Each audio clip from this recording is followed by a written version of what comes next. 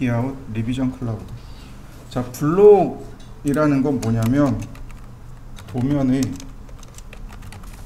기호를 정의하는 명령입니다. 도면에 자주 사용되어지는 기호들이 있습니다. 이걸 정의하는 명령어예요. 근데 블록에는 얘만 있는 게 아니고요, 또 있어요. 그룹이라는 명령어도 있습니다. 그룹, 그 다음에 그룹 에디트, 그 다음에 언그룹,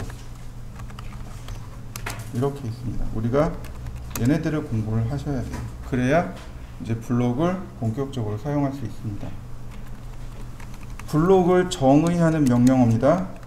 얘가 블록 정의 명령입니다.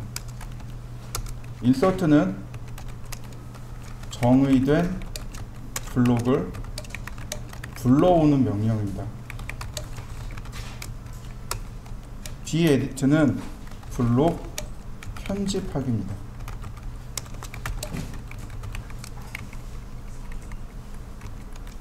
w블록은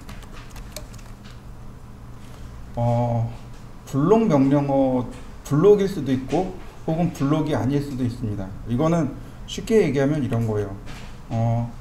save as selected, 즉 다시 말해서 선택한 객체 파일로 저장하기.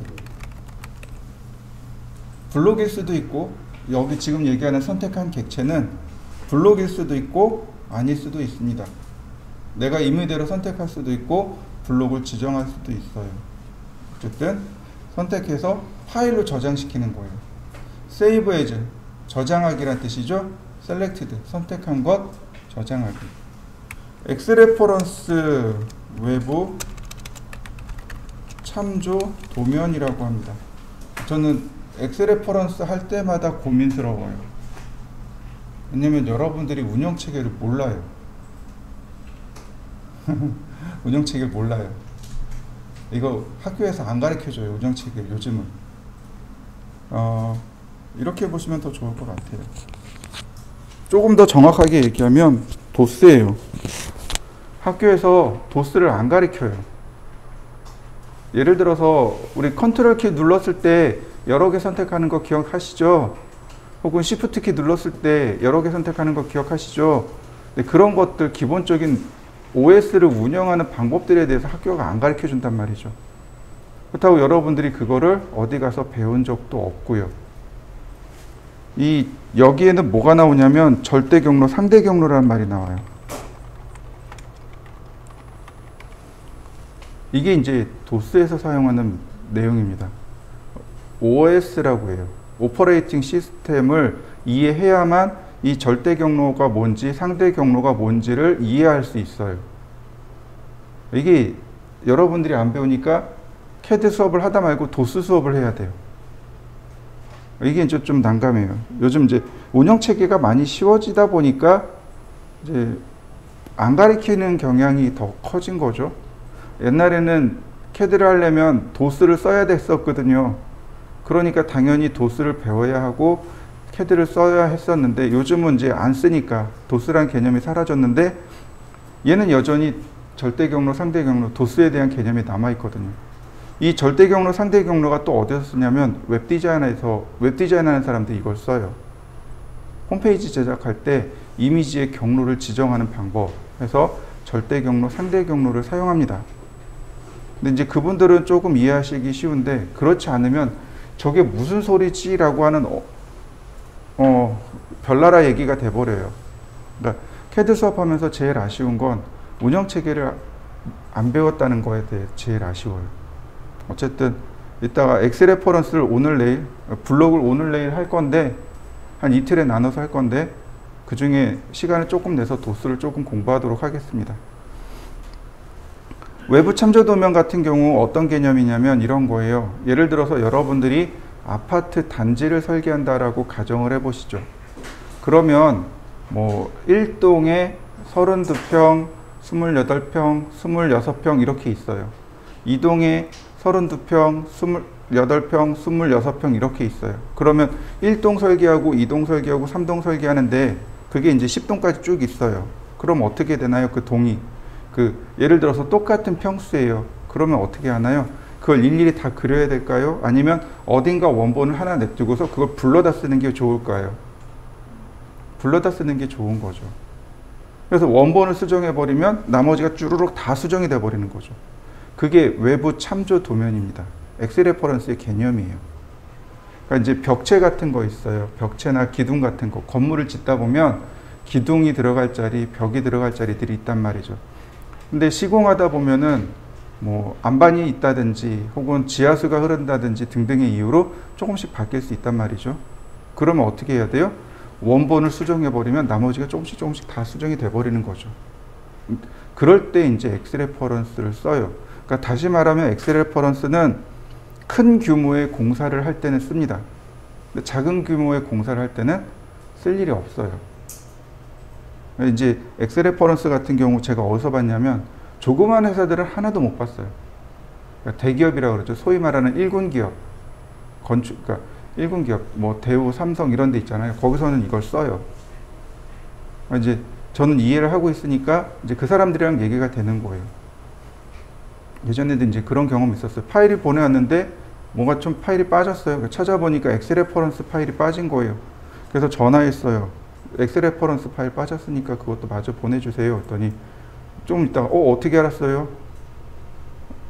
그러니까 그분도 이제 당황한 거죠. 엑스 레퍼런스를 쓰는 사람을 많이 못 봤거든요.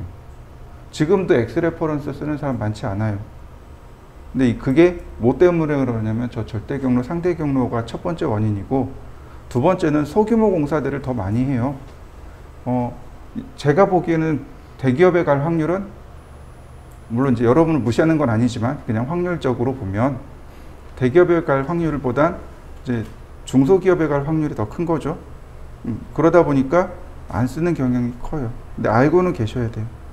그 다음 컨트롤 C, 컨트롤 V, 복사하기, 붙여넣기. 그 다음 그룹. 이 그룹은 똑같이 도면의 기호를 정의하는 명령어이긴 한데, 얘는 그룹으로 묶는 명령어예요. 하나의 이거 묶음으로 묶는 명령입니다. 하나의 그냥 묶음으로 묶어버리는 거예요. 이걸 그룹이라고 합니다. PPT 사용하신 분들은 알아요. 그룹에 대한 개념을. 네, 바로 그 그룹입니다.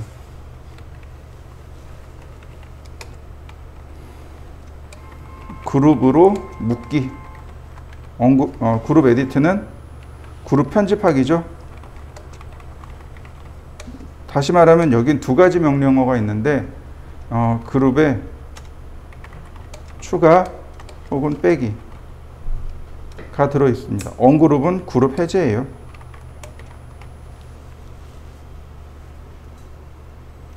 그 다음에 이제 리비전 클라우드가 이제 계정 마크고, 그 다음에 X 클립과 VP 아웃이 뒷선 가리기입니다. 둘 다 똑같이 되는데 이 X 클립은 블록에 해당돼요.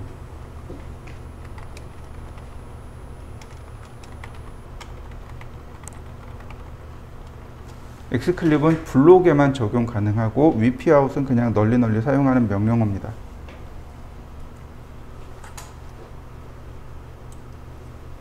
자, 이걸 오늘하고 내일 이틀 내용이 많죠? 내용이 많은데 사실은 그러니까 명령어가 많은 거지 내용이 많은 건 아니에요. 그룹이든 블록이든 기계든 건축이든 다 씁니다. 어느 한쪽 소홀하게 쓸 수 없어요. 기계에서도 많이 쓰고 건축에서도 많이 써요. 특히 이제 이거는 우리하고 상관없을 것 같은데 이런 거 없습니다. 둘 다 어마무시하게 많이 사용합니다. 그러니까 반드시 기억해야 될 고급 명령어 중에 하나예요. 자, 먼저 그룹부터 알아보죠.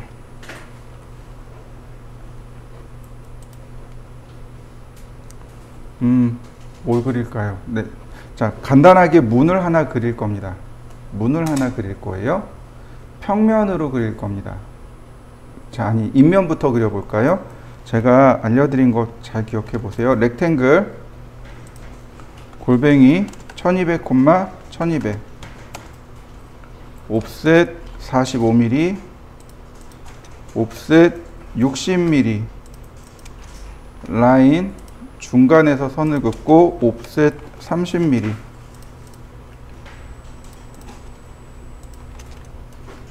트림. 자, 그러면 창문 끝났죠. 얘를 그룹으로 묶도록 하겠습니다. 자, 이제 치수는 제가 지우겠습니다. 그룹. 자, 그룹에 이름이 있고요. 아이고. 그룹에 이름 지정할 수 있어요. 굳이 이름까지는 지정하진 않습니다. 그룹 명령어 실행한 다음에 선택해주고 엔터. 그러면 이렇게 하나의 그룹으로 그냥 묶여버립니다. 그룹을 사용하는 이유는 그룹이 가변이 가능합니다. 스트레치가 가능해요. 늘리기 명령어 우리 사용했었어요. 기억나시나요? 스트레치 명령어가 들어갑니다. 자, 이런 식으로 스트레치 선택하고 1200이었으니까 300만 줄여볼까요? 300 더 줄여야 되나요? 그럼 900 다시 300 그러면 600이 되는 건가요? 이런 식으로 디스턴스 여기서 디스턴스 여기서부터 여기까지가 600이네요. 스트레치 150만 더. 그러면 이렇게 되면 창문이 되겠죠. 스트레치 150 더 늘리고 그러면 600이 되겠죠. 스트레치 다시 600을 늘리면 아까처럼 1200에 1200짜리 창이 만들어지겠죠. 그룹은 이렇게 하나의 묶음으로 묶어놓는 것, 이게 그룹의 역할이에요. 그리고 심지어 트림도 돼요. 라인 그리고 트림이 되는 거 보이시나요? 그럼에도 불구하고 여전히 얘네들은 그룹으로 이렇게 묶여 있는 걸 알 수 있습니다. 그룹의 역할은 바로 이런 거예요. 수정도 하고 싶고 하나의 묶음으로 묶어 놓기도 하고 싶고 이럴 때 그룹을 사용합니다. 예를 들어서 기계 쪽 같은 경우는 볼트나 너트 같은 볼트 같은 거 있어요. 볼트가 볼트부가 있고 그 다음에 이제 몸통부가 있단 말이죠. 이 볼트부의 길이를 이렇게 왔다 갔다 조정하고자 할 때 이제 주로 많이 써요. 이런 식이 되겠죠. 라인 간단하게 그리면 이렇게 되겠죠. 옵셋 6mm 12mm짜리 나사를 그린다라고 가정을 해보면 이런 식이 되겠죠. 챔퍼 디스턴스 1mm 라인 옵셋 뭐 15mm 아니 60mm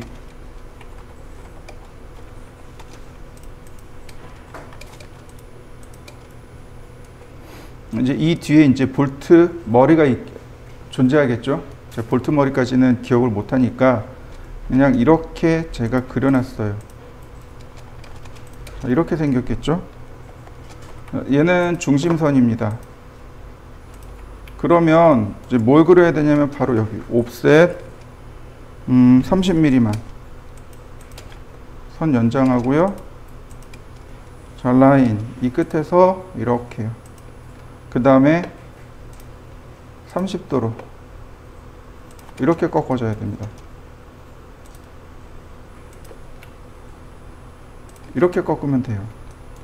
근데 이 선들이 이제 가는 실선이에요. 얘가 가는 실선입니다.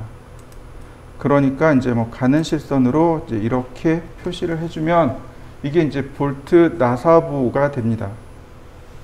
보통 이 나사 부위, 이게 나사산, 여기가 나사골 이렇게 이야기하는데 요 길이는 요 폭은 볼트 전체 지름의 8분의 1에서 10분의 1. 기계 쪽에서는 잘 기억해 두셔야 돼요. 여기서부터 여기까지의 8분의 1에서 10분의 1 정도를 주시는 게 가장 무난합니다. 무난한 게 아니고 아예 KS에서 설계를 할 때 여기는 8분의 1에서 10분의 1 주세요 라고 아예 딱 못 박아놨어요. 그러니까 제가 12mm 짜리를 줬단 말이에요. 이게 이제 미터 나사 12짜리입니다. 그러면 여기가 얼마가 돼야 돼요? 1.2mm가 돼야 되는 거죠. 1.2mm, 1.2mm 이렇게 되는 거죠. 근데 0.2mm는 잘 표시가 안 나요. 그래서 그냥 1mm 줘버린 겁니다. 그러면 뭐가 바뀌는 거냐면 이 볼트부에서는 이 나사의 길이 있죠. 여기서부터 여기까지 여기를 나사부라고 해요. 얘의 길이가 바뀌기도 해요. 그리고 이렇게 몸통까지의 거리가 바뀌기도 합니다. 기억이 내가 8mm 폴리곤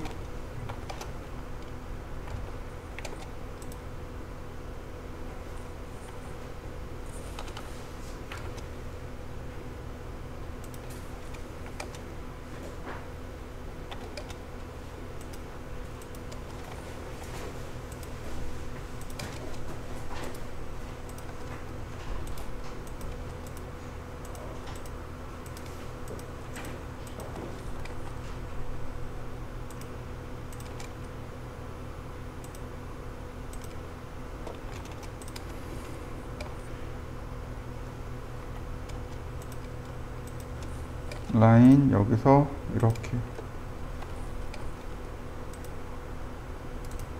아크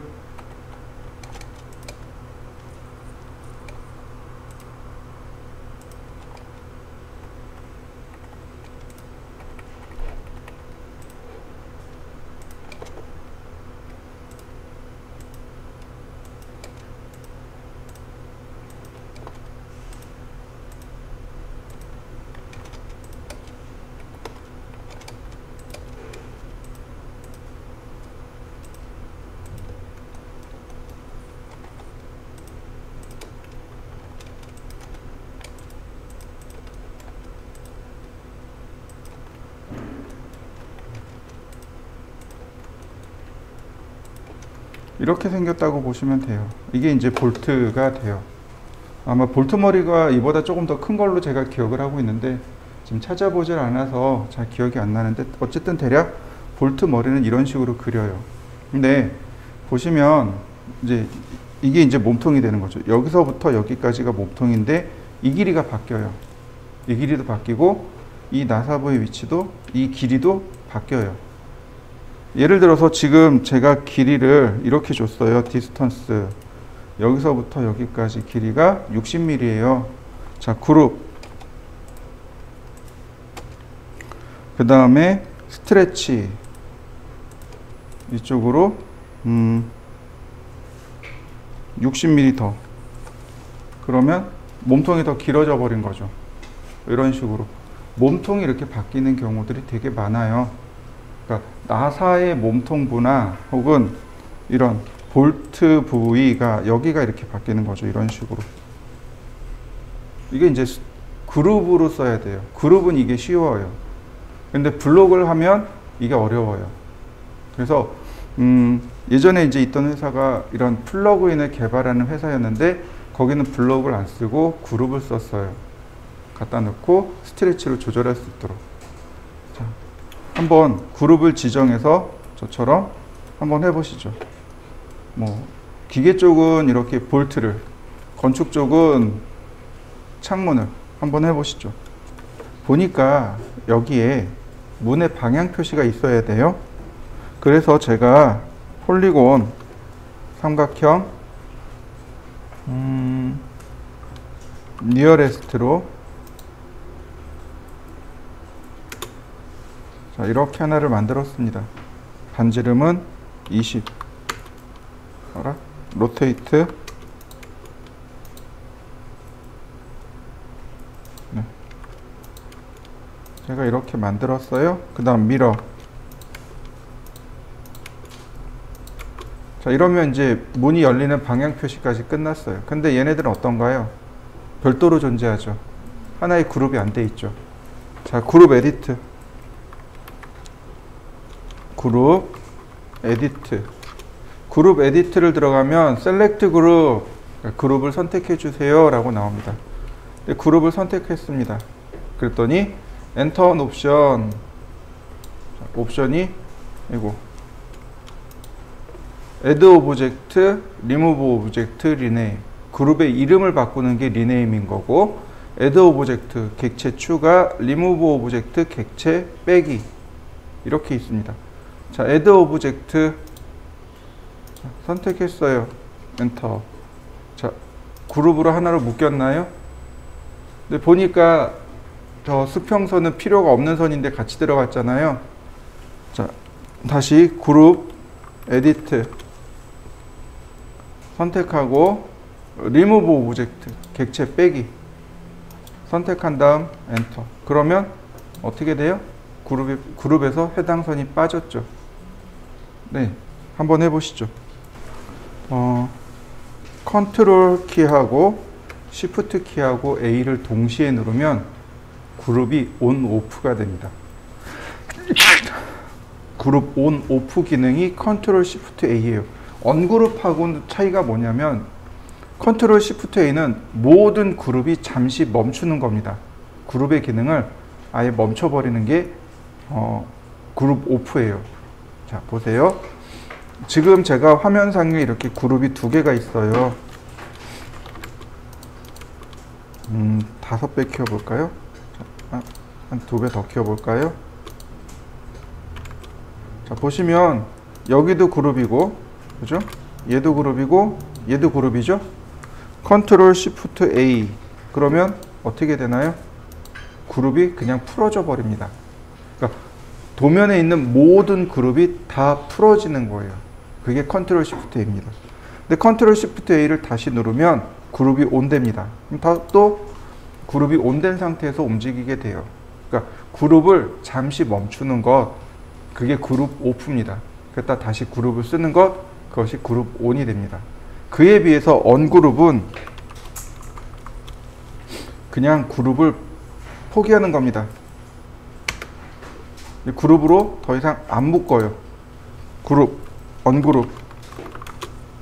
그러면 아예 분해가 돼 버리는 거죠. 익스플로드가 아니고 언그룹을 쓰셔야 돼요. 그래야 그룹이 풀어지게 됩니다. 그 다음에 이제 가장 큰 건 뭐냐면은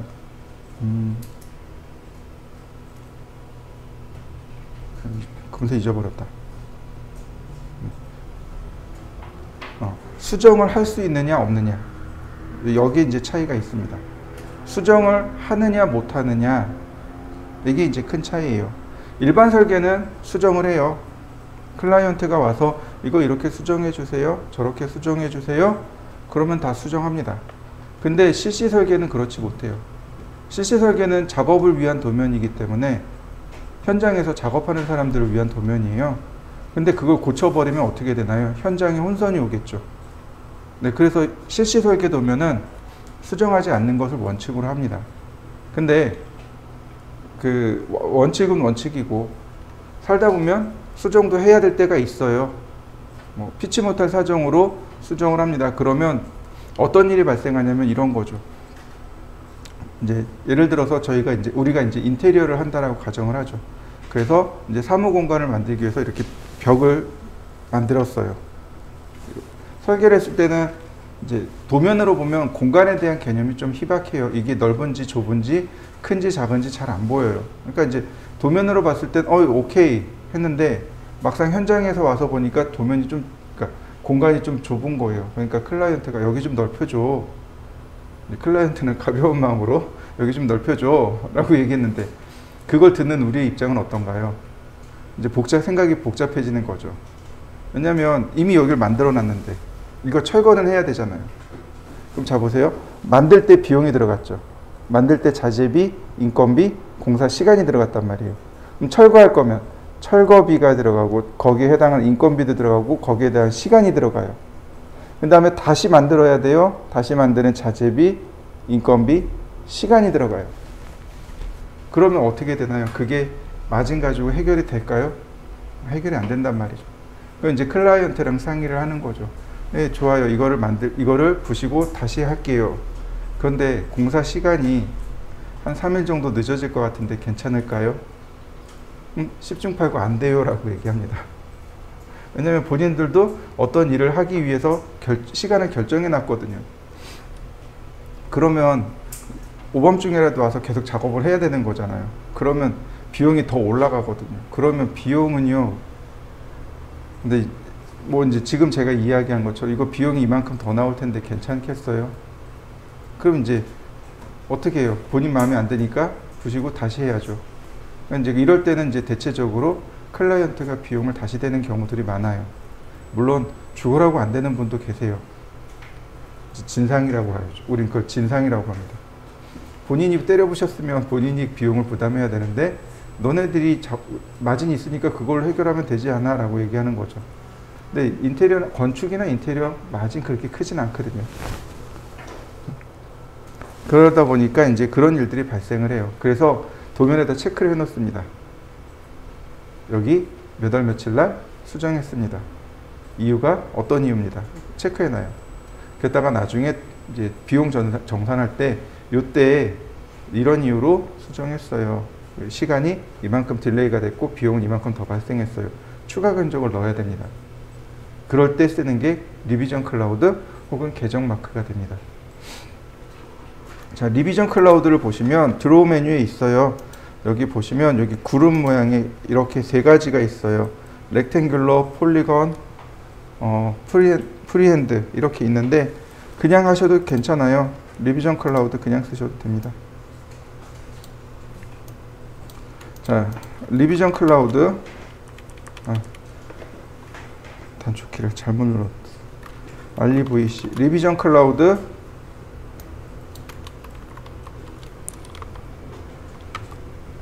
그러면 이제 처음에 이렇게 나와요. 아크 랭스부터 수정합니다. 아크 랭스 호의 크기예요. 구름 마크예요. 이렇게 구름처럼 그려져요. 이게 이제 호인 거죠. 이 호의 크기를 조절을 해줘야 돼요. 너무 작거나 너무 크면 리비전 클라우드가 제대로 안 나오거든요.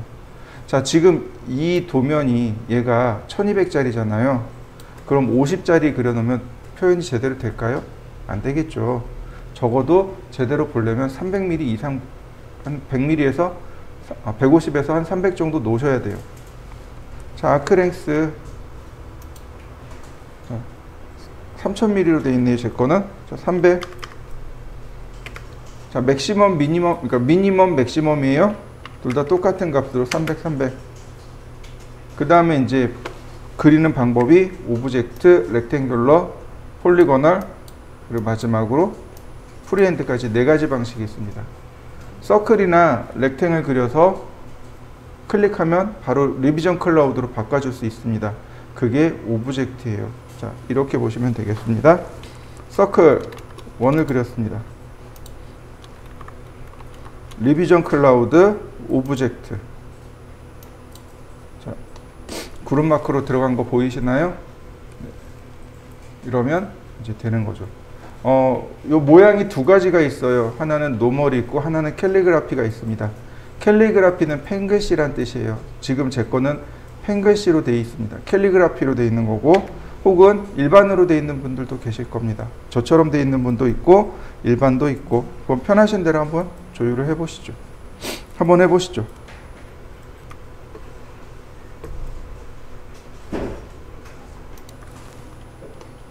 자, 렉탱글 리비전 클라우드 오브젝트 클릭. 그러면 간단하게 만들어지겠죠. 마지막에 물어보는 건 방향을 뒤집을까요? 라고 물어보는 겁니다. 보통은 기본값이 노입니다. 방향을 안 뒤집어요. 방향 뒤집으면 어떤 모양이 될까요? 자, 한번 바꿔볼까요? 오브젝트 yes 이렇게 돼버립니다. 방향을 뒤집으면 이런 모양이 되겠죠. 그러니까 방향 뒤집는 건 안 되겠죠. 자, 그 다음 리비전 클라우드 이번엔 렉탱귤러 사각형 모양으로 그리는 걸 말합니다. 이렇게 사각형 렉탱귤러 사각형이에요. 대각선으로 클릭하면 됩니다. 그러면 사각형 모양의 리비전 클라우드가 만들어집니다. 이런 건 어려운 거 아니니까 그냥 쭉 넘어가죠. 리비전 클라우드 폴리고널. 폴리고널은 다각형이죠. 한번 처음 클릭한 뒤 그 다음 이렇게 계속 클릭해 주시면 돼요. 적당히 이동한 뒤에 이렇게 클릭하시면 내가 원하는 모양으로 이렇게 그룹 모양을 만들 수 있습니다. 이건 폴리고널. 리비전 클라우드 프리핸드. 처음 클릭 후 마우스를 이동하면 됩니다. 그러면 마우스의 이동하는 방향대로 리비전 클라우드가 만들어집니다. 총 4가지예요. 하나씩 한번 해보시기 바랍니다. 자, 리비전 클라우드. 그 다음에 이제 마지막에 여기 스타일이라는 기능이 있어요. 스타일을 누르면 이제 노멀이 있고 캘리그라피가 있는 거죠. 노멀을 그려놓으면 이렇게 되는 거죠. 지금 보시는 게 요게 이제 노멀. 요건 노멀, 요건 캘리그라피. 캘리그라피가 이쁘다고 해서 캘리그라피를 무조건 쓰시면 안 돼요. 이제 도면에 따라서 캘리그라피를 허용하는 도면도 있고 그렇지 않은 도면도 있습니다. 그러니까 2가지 그리는 방식을 기억하시면 되겠습니다. 이것도 한번 해보시죠. 리비전 클라우드 모디파이 수정하기. 기존에 만들어진 거 수정할 때 쓰는 겁니다. 자, 클릭해주면 이제 클릭하는 위치, 즉 퍼스트 위치를 다시 재지정해 줄 수 있어요. 이런 식으로. 그러면 어떻게 될까요? 자, 수정됐나요? 다시 볼까요? 리비전 클라우드 모디파이. 자, 바로 클릭하는 점이 첫 번째 점이니까 퍼스트 포인트를 다시 재지정하고 그 다음에 지워야 될 부분 다시 클릭해주고 그러면 이렇게 얼마든지 수정해 줄 수 있습니다. 한번 해보시죠. 보시면 이제 이런 것들이 이제 건축 소스들이 되는 거죠. 문에 대한 소스, 사람들, 뭐 계단, 엘리베이터, 그다음에 뭐 놀이기구, 그리고 이제 가구. 소스들이 생각보다 많죠. 다 소스들이에요. 장롱들, 소스들이 쭉 있습니다. 이렇게 작업하면서 모아놓던 거 인터넷 다니면서 혹은 이제 있으면 이제 서로 주고받고 해서 모아놓은 소스들인데 이제 얘네들을 쓰고 싶어요. 그럼 이제 쓰는 방법이 2가지가 있습니다. 첫 번째, 여기 생수병이 있네요. 일단 그냥 선택합니다. 선택됐죠? 그 다음 컨트롤 C. 컨트롤 C가 복사죠? 그 다음 해당 도면 가서 컨트롤 V. 네. 그러면 어떤가요? 간단하게 복사됐나요? 네. 파일 탐색기를 띄워보시면, 파일 탐색기를 띄우시면, 파일 탐색기가요, 윈도우 키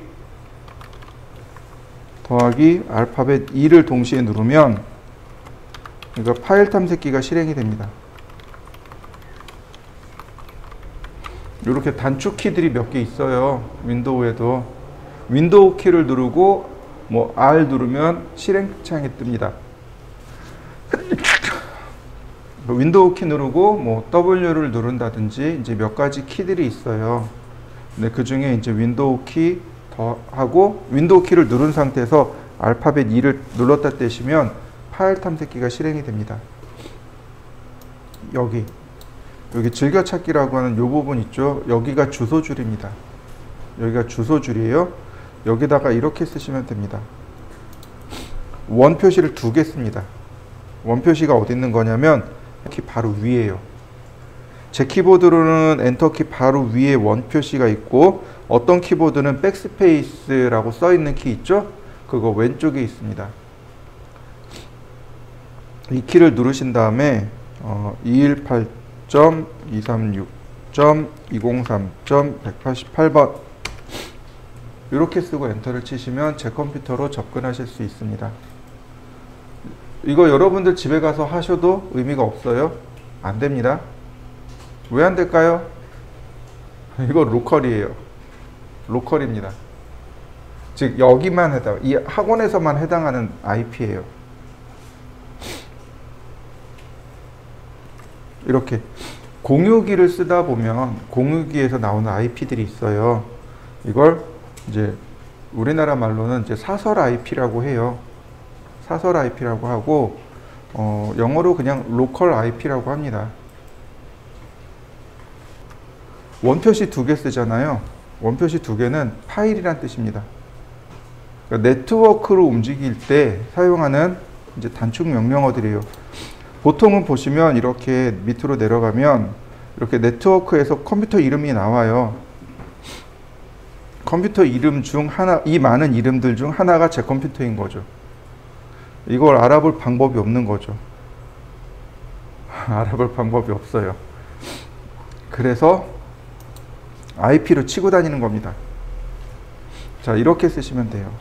여기다가 원표시 2개 218.236.203.188번 그리고 엔터. 그러면 제 컴퓨터의 공유 폴더로 딱 접근할 수 있습니다. 보시면 502호 공유 폴더가 있고 502호 공유가 있죠. 근데 이 502호 공유로 들어오시면 됩니다. 502호 공유에 보시면 여기 CAD 소스라고 있어요. 이 파일 복사해 가시면 됩니다. 압축 파일 하나 있죠. CAD source.zip라는 파일이 있습니다. 이 파일을 복사해 가시면 그동안 제가 모아놓았던 건축 인테리어용 소스들을 여러분들이 사용하실 수 있을 겁니다. 이건 복사해 가세요. 뭐 소스들이 몇 개 있어요.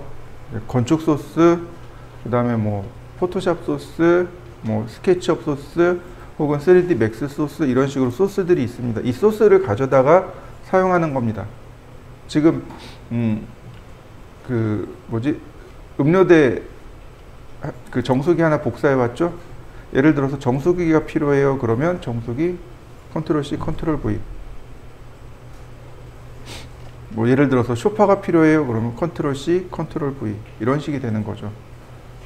가구 같은 경우는 대다수 해당 가구사에서 대부분 다 지원을 받아요. 예를 들어서 퍼시스가 주거래처예요. 그러면 퍼시스 영업 담당자한테 전화해서 퍼시스 요번에 새로 나온 가구 있나요? 뭐 이런 거 좀 필요한데 좀 보내주세요. 그러면 파일 몇 개 보내와요.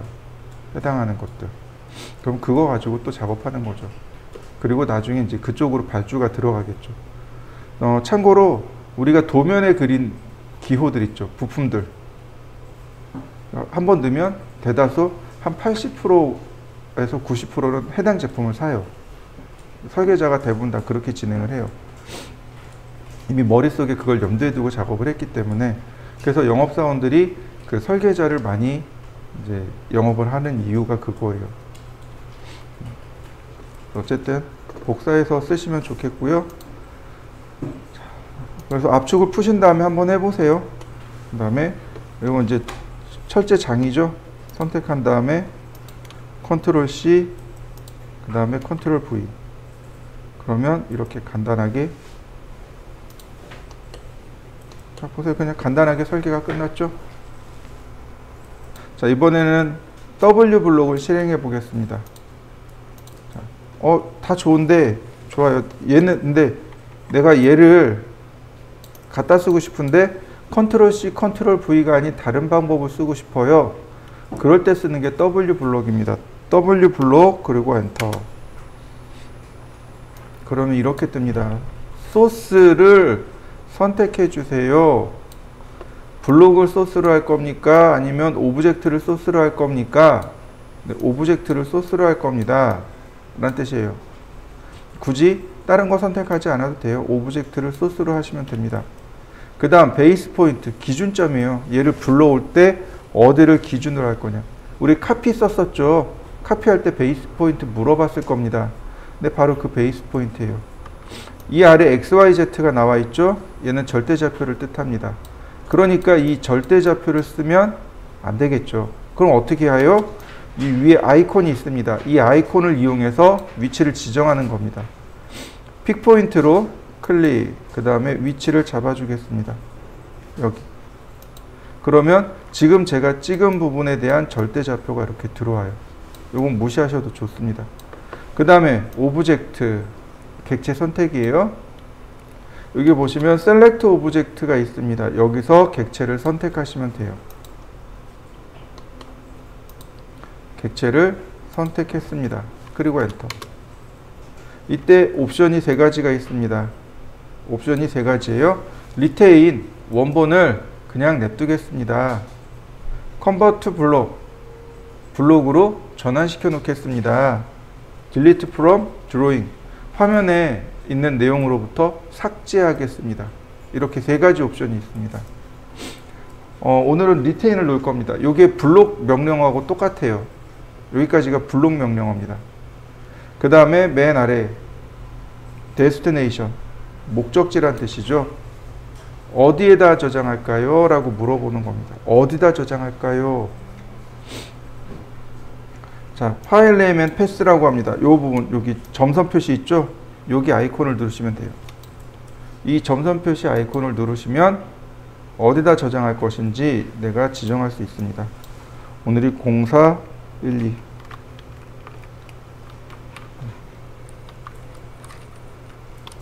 W블록이란 이름으로 제가 세이브 했습니다. 그러면 위치를 얼마든지 내가 지정해 줄 수 있고요. 누르시면 여기 좌측 상단에 뭔가 나왔다가 깜빡이었다가 사라지게 됩니다. 유니트는 밀리미터죠? 어디 갔나요? 네, 밀리미터. 그리고 OK. 자, 그러면 깜빡이고 사라졌죠? 그럼 저장이 끝난 겁니다. 오픈. 여기 있네요. 딱 이렇게 저장된 거 보이시죠? 네, 한번 해보시죠.